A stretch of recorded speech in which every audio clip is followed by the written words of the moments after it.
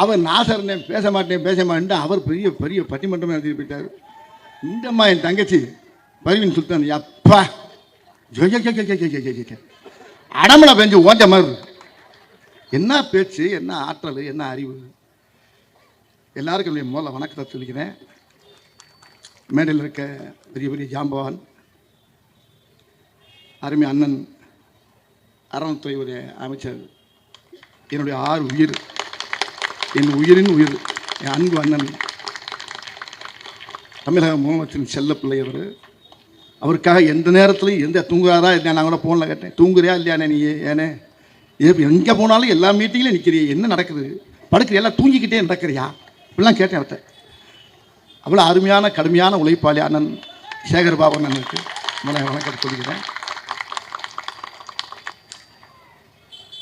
அடுத்து என்னுடைய நடிகர் சங்க தலைவர் என் பாசத்துக்குரிய அன்பு அண்ணன் நாசர் அவர்களுக்கு என் நெஞ்சார்ந்த நன்றியை நான் மூலம் வழங்குகிறேன். இன்றைக்கி அவரெல்லாம் நடிகர் சங்கத்தை நாங்கள் படுற பாடு பெரிய பாடாக இருக்கோம். இன்றைக்கி அந்தளவுக்கு அவர் எங்களுக்கு அவ்வளோ ஒரு நடிகர் சங்கத்தை ஒரு பெரிய வழிகாட்டியாக இருக்கார். ஒரு இங்கே இருக்க கழகத்துடைய வீரர்களுக்கும் மேடையில் இருக்கக்கூடிய அத்தனை ஜாம்பவானுக்கும் என்னுடைய அன்பு தங்கை உயிர் தப்பி வந்த மேயர் பிரியா, என்ன ஒரு தீர்க்காய்ச்சா, எந்த மரணமும் அவங்ககிட்ட வராது.